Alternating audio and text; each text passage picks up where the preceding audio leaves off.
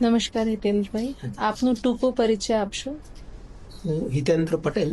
વિશેષ આપની એજ કેટલી હશે?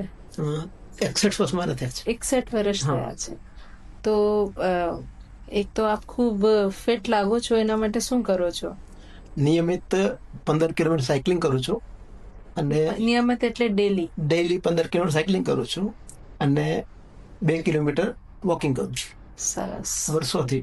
આજે આપણે કેમ મળી રહ્યા છે કે આજે આપને ખબર છે 7 ઓક્ટોબર છે અને 7 ઓક્ટોબર 24 વર્ષ પહેલા આપણે માનનીય વડાપ્રધાન શ્રીએ પહેલી વખત શપથ લીધી હતી અને એના કારણે આજે આપણે બધા ગુજરાતીઓ વિકાસ સપ્તાહ ઉજવી રહ્યા છે અને એમાં દરેક ક્ષેત્રથી અમે લોકોથી વાત કરવા માંગીએ છીએ કે એમનું શું અનુભવ છે અને હવે શું ગુજરાતને ક્યાં લઈ જવા માંગે છે. બદલાવની વાત કરીએ તો અમારા વ્યવસાયની જ વાત કરીએ તો પહેલા સેલટેક્સ હતો, સમયાંતરે પછી વેટ આવ્યો, છેલ્લા થોડા વર્ષોમાં જીએસટી આવ્યો. જીએસટી આવ્યા પછી સતત એના ચેન્જ થતા ગયા અને અમારો વ્યવસાય થોડો સરળ થઈ ગયો. અત્યારે સેન્ટ્રલ ગવર્મેન્ટે જીએસટીના રેટ પણ બહુ ડાઉન કર્યા. 28% થાય 18% લાવ્યા, 18% થાય 5% લાવ્યા.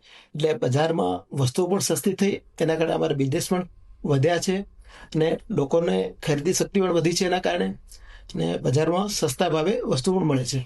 એટલે વેપારીઓ અને લોકો કસ્ટમર્સ માટે બંને માટે ખૂબ સારું આપને જે છે એક સારું વાતાવરણ ઊભું થયું છે.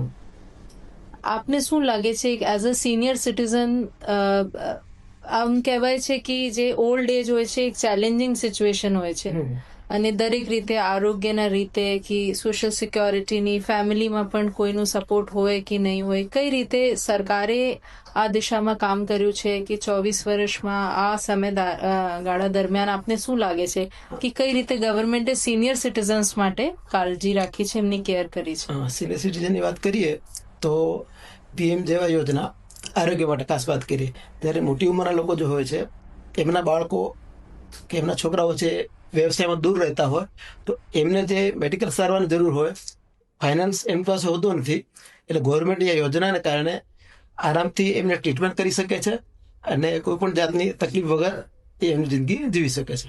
આપે એમાં કોઈ લાભ લીધા છે પીએમજેવાયમાં? હજુ જરૂરિયાત ઉભી નથી, સારી વાત છે, આપને જરૂરિયાત, પણ આપને જાણીતા લોકોમાં કોઈએ એમનું લાભ લીધું છે? મારા મિત્રો, એમના પપ્પા બીમાર હતા ત્યારે આજની ટ્રીટમેન્ટ એમને લીધેલી.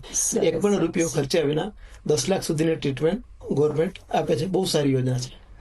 અત્યારે વડાપ્રધાન શ્રીએ સ્વદેશીની વાત કરી છે, ખાસ કરીને ઓપરેશન સિંદૂર થયું એના પછી જે છે અને જેવી વૈશ્વિક સ્થિતિ ચાલે છે આ બાબતમાં એક આત્મનિર્ભરતાની વાત થઈ. કોવિડ જેવા કપરા સમયમાં પણ ભારતે જાતે વેક્સિન બનાવી.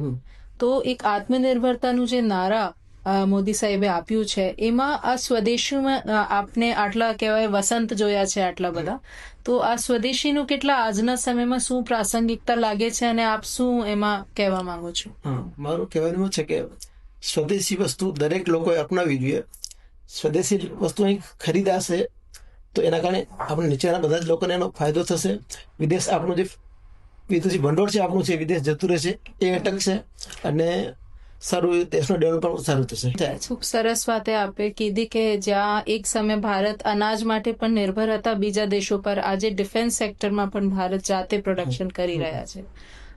હિતેન્દ્રભાઈ, આપને શું લાગે છે દરેક જગ્યાએ ડિજિટલ ઇન્ડિયા, બધું ઓનલાઈનની વાત કરીએ છીએ, આ લોકો માટે સુવિધા તો થાય ખરેખર, પણ જે છે સિનિયર સિટીઝન્સ એમાં શું ચેલેન્જ ફીલ કરે છે? એમને જે છે ઓનલાઈન ફાવે છે? તમે સોશિયલ મીડિયાના જમાના છે અને બધું જે છે ઓનલાઈનની વાત થઈ રહી છે, તમે શું લાગે છે તમારા બેંકના ટ્રાન્ઝેક્શન હોય, તમે વ્યાપારી તરીકે ઓનલાઈન કરતા હોય ટ્રાન્ઝેક્શન, શું તમારું અનુભવ છે? ડિજિટલ સિસ્ટમ આવ્યા પછી અમારા વ્યવસાયની વાત કરીએ તો પહેલા અમારા બજારમાં જે ખરીદ કરવા આવતા એ કેશ લઈને ના આવે, એના કારણે અમારે ડેબિટ કરવું પડતું હતું. ડિજિટલ આવ્યા પછી 5 રૂપિયાની વસ્તુ 50 રૂપિયાની 5000ની વસ્તુ હોય એ લોકો ઓનલાઈન ટ્રાન્સફર કરે છે અને કોલેજના નાના છોકરાઓ જે છે બજારમાં આવતા એ ઓનલાઈન ટ્રાન્સફર કરવાનો ગૌરવ અનુભવે છે. એટલે એના કારણે બીજી વસ્તુ કે સિનિયર સિટીઝનની વાત કરીએ તો ડિજિટલ ટ્રાન્ઝેક્શન આવ્યા પછી એમને બેંકના ધક્કા પણ મટી ગયા છે અને ઘરે બેઠા એમનું ટ્રાન્ઝેક્શન જે પણ કરવા કરી શકે છે. એટલે સિનિયર સિટીઝનો માટે તો બહુ સરળ થઈ ગયું છે. પેન્શનર્સ માટે પણ આપના મિત્રો હશે એમને હા. પણ જે છે હવે લાઈફ સર્ટિફિકેટ સરકારને ઘર બેઠા કરી દીધા છે. એના કારણે પણ પેન્શનરો જે છે એમને મોટો બેનિફિટ થયો છે. ઘર બેઠા બધા જ કામ એમના થઈ જાય છે. હિતેન્દ્રભાઈ, ખૂબ સરસ આપને આપના અનુભવ અમારી સાથે શેર કર્યા. ખૂબ ખૂબ આભાર આપનો. Thank thank you. યુ.